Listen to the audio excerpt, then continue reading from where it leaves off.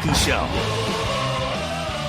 And indeed it is Judd's Hockey Show, and what has turned into a very interesting July in the National Hockey League, and obviously for the Wild, Zolgad, co-host Declan Goff. And we are joined now, pleased to be joined, taking some time from what I'm sure is a very hectic past month or so, Bill Guerin, GM of the Wild. And Billy, appreciate the time, and we got plenty of questions, because this July is probably going to be one of the most interesting as an executive that you could possibly go through.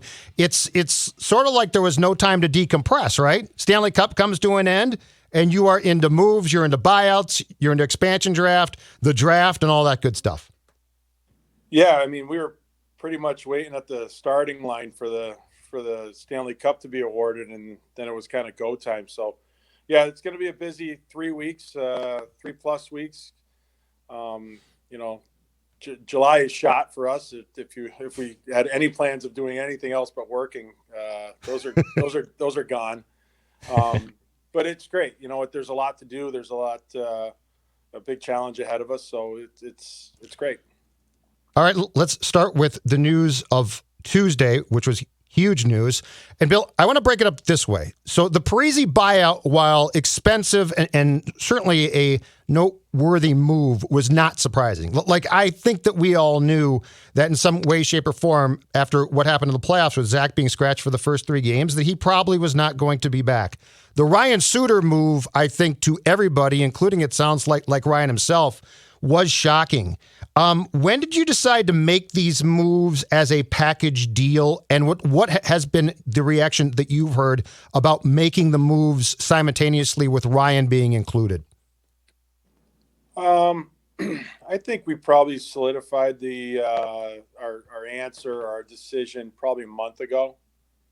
After, like I've said, many discussions, a lot of meetings, a lot of back and forth. It took a long time to get to that decision. Mm-hmm.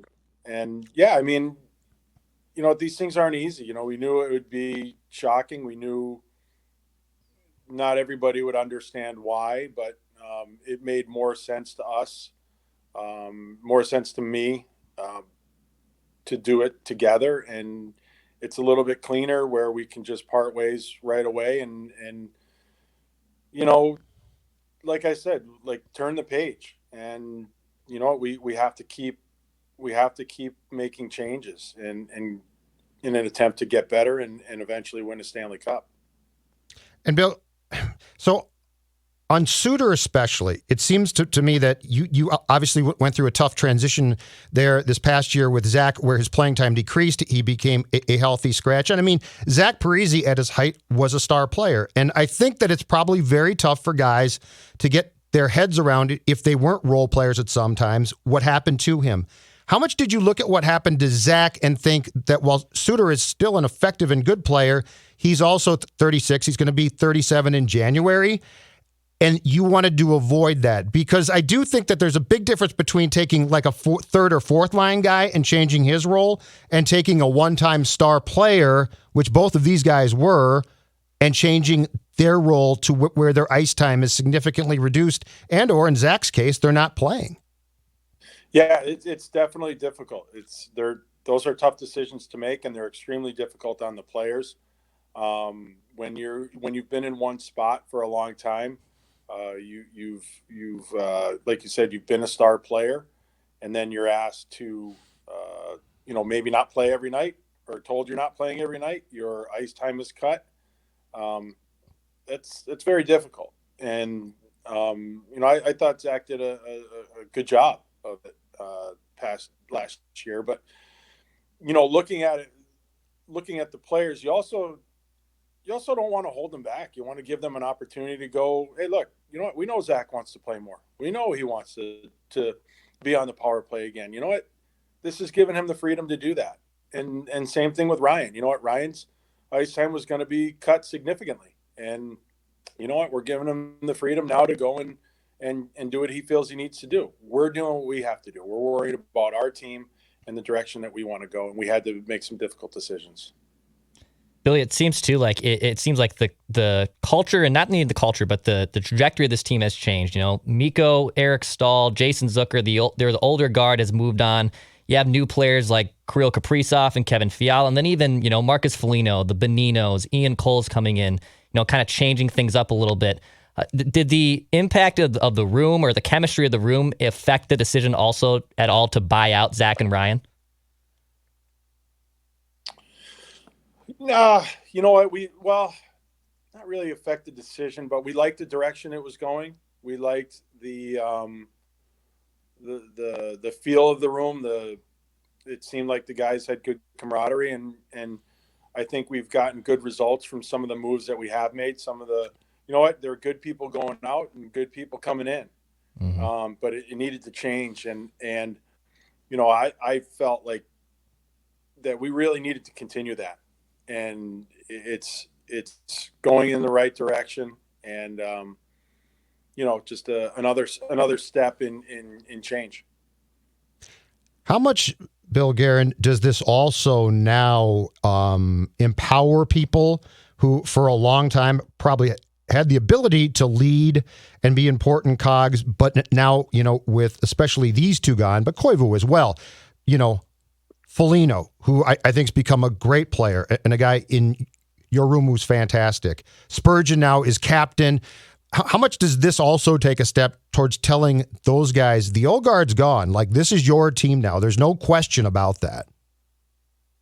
Yeah, these guys have to realize that, and I've spoken to 90% of the players, and hey, this is their time. You know what? This is something that a lot of our players have wanted more responsibility, more leadership, responsibilities and things like that. Well, you got it now. Here you go. So we need these guys to step up, and I'm confident they will. They're a really good bunch of guys. They really like playing here. They like playing together, and it's something that I have a lot of faith in these guys, and they'll do a great job. Here's the thing that I like a lot about this too. Sports executives, especially Bill, often talk about plans, right? I got a 3-year plan. In 5 years, we're going to be great. This strikes me as a move for now, because there's obviously going to be some severe salary cap implications coming on the back end in the next few years, but you freed up cap room immediately. Tell me now, am I correct in saying this? This strikes me as a win now. You were going to be aggressively pursuing a Stanley Cup in 2021-22 move. Yeah, we're going to be pursuing it every year. This year, we really needed to create cap space regardless of whether we did the moves that we did yesterday or something else. We didn't have enough cap space to actually field a complete team. So we had to create something somewhere. This just gives us a little bit more wiggle room to spend a little bit more and add a few more maybe higher caliber pieces than we would have been able to add 2 days ago. It's certainly still a task, Billy, but with the expansion draft coming up, do you feel a little better going into it now that you've created a couple more protected lists on there, or is it still just mental gymnastics trying to figure out how you want to approach this with Seattle having the expansion draft here in about a week? No, it felt good that, we knew we'd be able to protect a couple more guys. Unfortunately, we are going to lose a good player, somebody that we like. We don't know who that's going to be, but the fact of the matter is we got to protect two more guys, and that's really important to us. Conversations with Seattle haven't really, there haven't been a ton. And we're just going to kind of prepare ourselves and be ready to go to try to replace whoever we lose. Bill, as far as player acquirement goes in the coming weeks and months, right now, what's atop your list position-wise, and how confident are you that you can fill that? I'm guessing center is the spot, but I'd like to hear from you. Yeah, this is the one I always struggle with, because since the day I walked through these doors, everybody's been saying, you need number one center. Hey, look, we all know the elephant in the room, and that's, everybody thinks we need to make a trade and do all that stuff. But we also have a plan. We don't want to disrupt our plan necessarily. If we can make our team better, we will. But there are not a lot of teams out there willing to give up their number one centers or number two centers for that matter. And it's a very coveted position. So we we did pretty well last year with the guys that we had, and I know there are a lot of question marks, and there was a lot of doubt, but we had a pretty good year, and if we have to do it by committee again, then we'll do it by committee again. The name that, of course, keeps coming up, and you can't talk about individual players, is Eichel in Buffalo. Is that the type of big game hunting we're talking about here potentially, though, without putting a name on it? Or would you, if you get a guy, is it probably going to be a little bit more of a cost control guy as well? Because the one thing that I look at with an Eichel contract is the cap hits that you're going to incur because of Parise and Ryan being gone obviously makes his contract, would mean that you would be really top heavy if you got a top line, top paid player in the coming seasons. Yeah, it's honestly, Judd, it's really tough for me to comment on it. It's a player on another team. I don't really want to get too far into it, but I guess there are a number of different ways we could go. And you know what, I'm comfortable with either. You know, we could stay the course. You know, we've got some good young players, and like Matt Boldy, we got Marco Rossi, who's a center. We don't know what these guys are capable of yet, but they're very, very highly touted prospects, so they could be the answers. And we don't want to just start shipping off prospects and draft picks and this and that just to kind of take a stab at things. We want to, we have a plan, we have a process that we want to go through. So we'll see what comes in the next few weeks. And Bill, do you envision too that Marco Rossi, after his health scare, is going to be hopefully ready here for training camp and competing and being on the ice with you guys here in St. Paul in about a couple months? Yeah, he'll be ready. He's working out 100%. He's on the ice. He'll be ready to go. You know, he missed a lot of time though, so he's going to need to. You know, he's going to need to play a lot of games. He's going to have to catch up. So. We have to be patient with these guys and just make sure we do the right things. As far as the Kaprizov and Fiala negotiations go, Bill, where do those things stand? And I take it from the comments I've read from you, the Kevin Weeks tweet about Kaprizov was a little bit over the top as far as I think he tried to imply that things had stopped or broken down, and you've come back and said that's not the case. It's not the case at all. You know what? I don't know where that came from. Thought it was irresponsible, but hey, that's for another day. No, Kirill's agent and I talk. There's been nothing closed down, nothing shut, nothing cold. We're talking, and you know what? These are complicated deals. They're big deals. It's a lot of money. It's Kirill's career and his life, and he wants to make the right decision. It's not just from our side. So, and the same thing with Kevin. You know, we just really got going about 10 days, 2 weeks ago with Kevin. Excuse me. These they take time. You know what? They're very big decisions for us. They're very big decisions for the players. You know, we all want to just come to you know, an agreement that both sides are happy with. Last thing, Bill. Because you talked about this at the press conference on Tuesday, you've obviously made moves that with some are not going to be popular because, you know, it's a lot of familiar people have jerseys, fan favorites now who are gone. You've won 2 Stanley Cups as a player and 2 as an executive. What do people need to understand about the overall building of a team, and I mean on and off the ice, about what it takes to win a cup? Because the Wild had really good players, and I think as far as on the ice, it looked like a fun team. You've clearly come in, though, with a vision and knowledge of what the steps are in the room and on the ice to what it takes.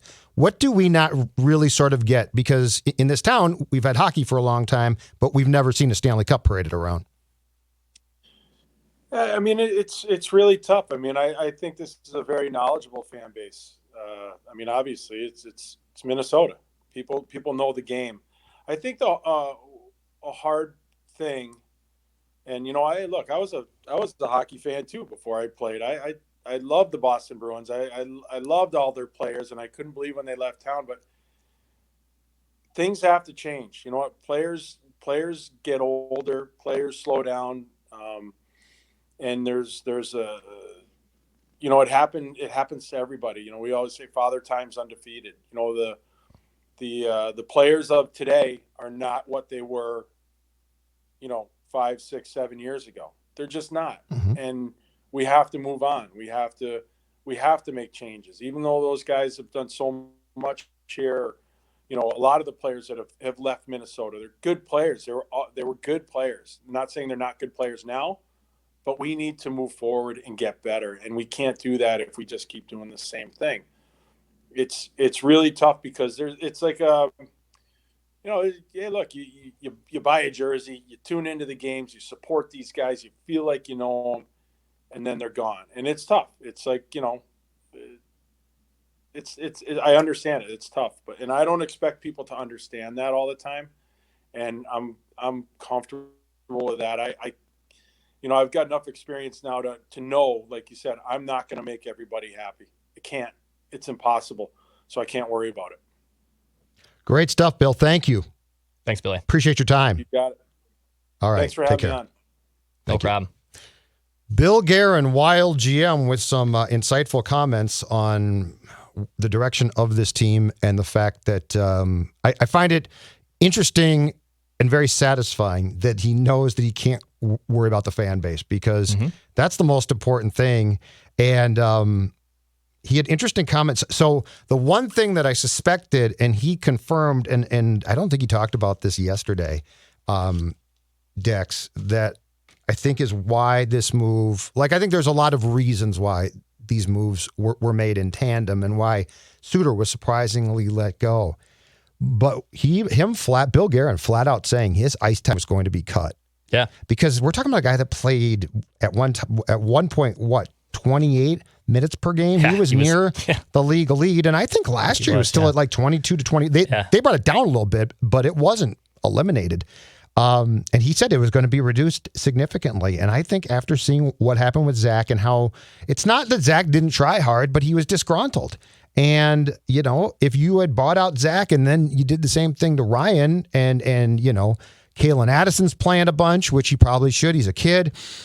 And Ryan gets disgruntled about that, you're sort of going to be doing the same song and dance again. So that's a very interesting answer, and I thought insightful into why this move was made now, and there was not like a year more when the cap hit wouldn't have, or the cap hit would have been different because you wouldn't have absorbed any this year. Yeah, I mean, you were going to have to cross the bridge eventually, and I think that's what Guerin was basically insinuating at, that, look, we could play Ryan again next year. He can be here. He can play under his cap hit, but eventually that dead money is just going to continue to spread out. So let's just take care of it now. And yeah, I mean, $14 million against the cap for basically, 3 seasons here is going to be a challenge for them. But if they build out their roster correctly, if their prospects hit in Boldy and Rossi, who are going to be making chump change for 3 seasons, that's going to be a win for them. So yeah, it's an end of an era. I'm still trying to process it. I mean, it was a shocker. It was a big shock to see both of them looped into that buyout yesterday and after our immediate reaction, even 24 hours later.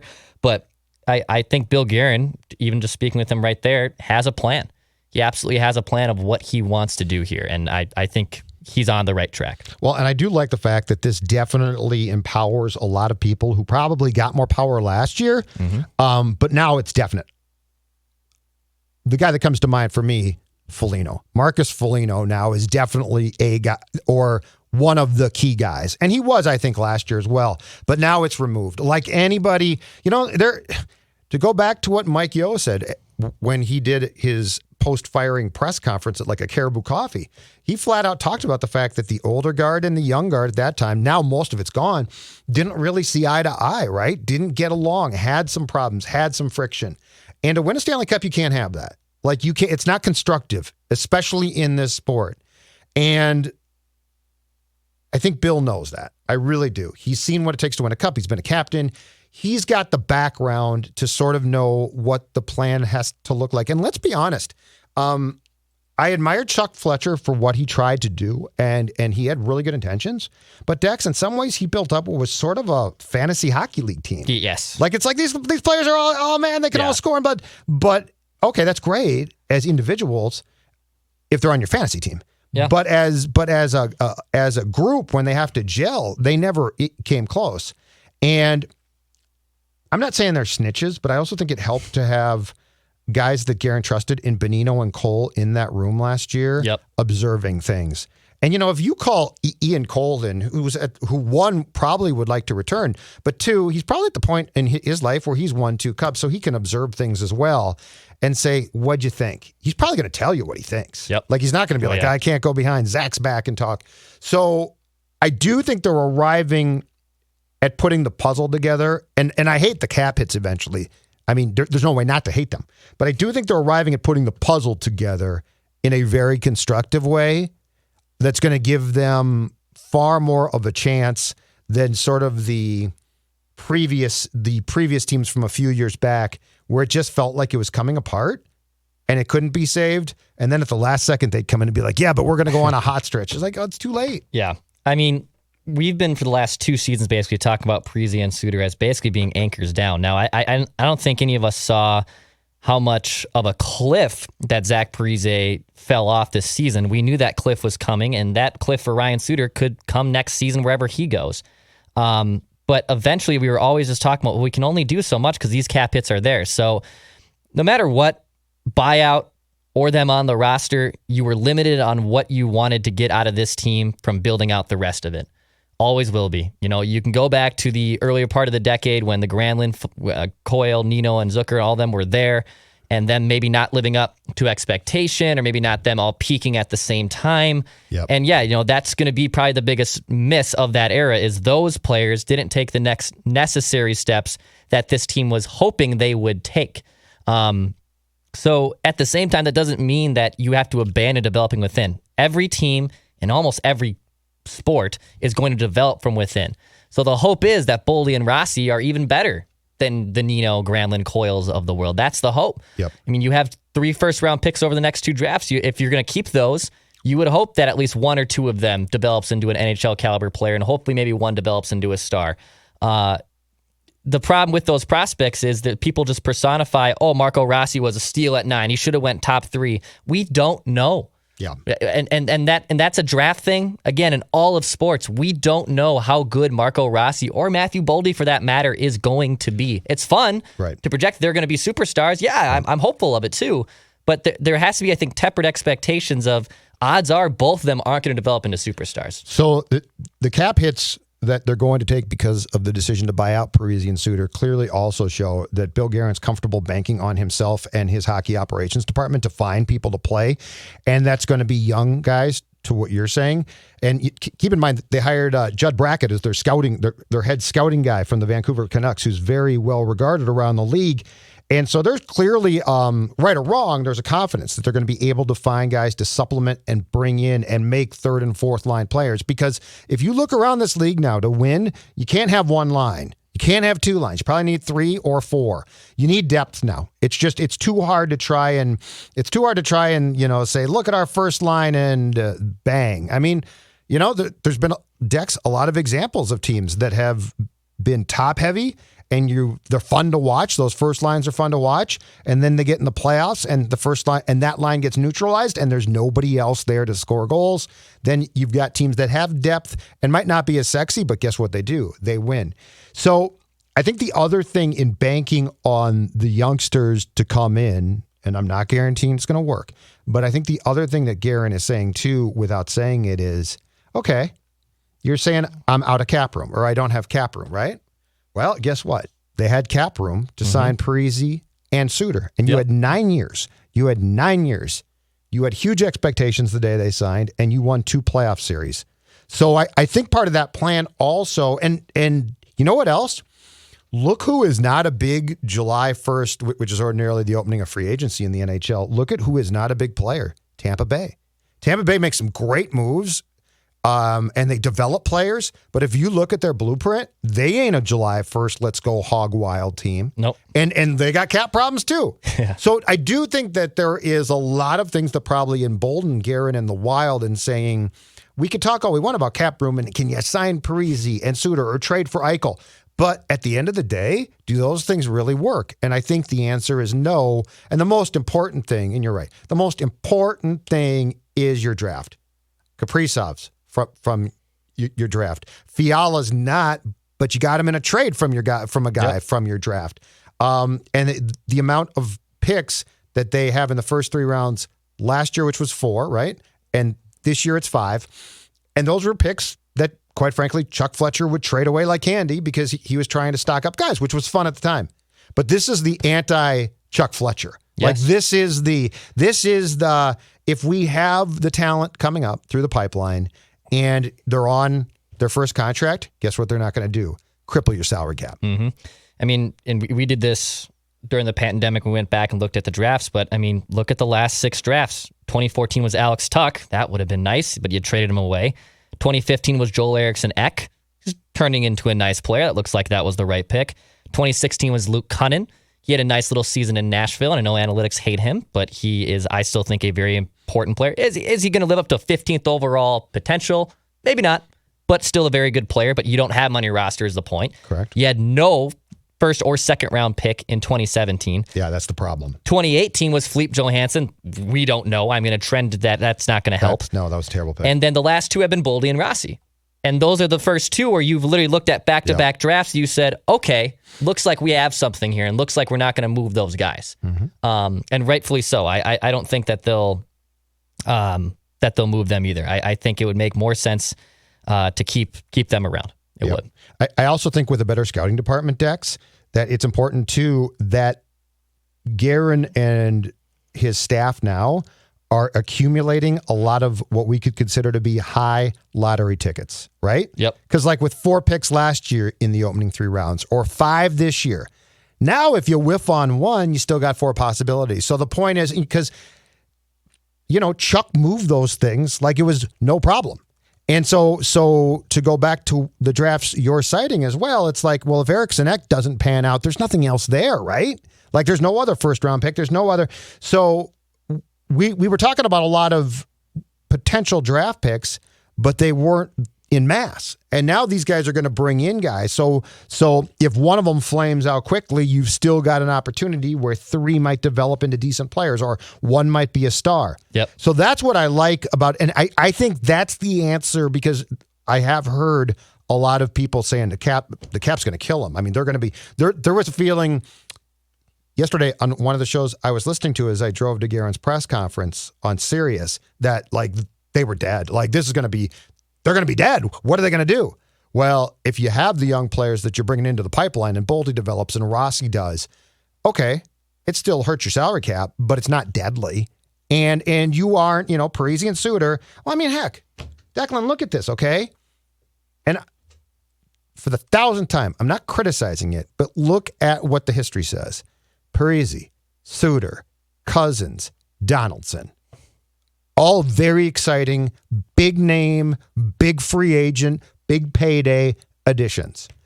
Last time I went to Target Field, the Twins haven't won a World Series with Josh. Last time I went to U.S. Bank Stadium, there was no Lombardi Trophy. And the Wild won 2 playoff series. Yeah. So clearly, I know the splashes are fun.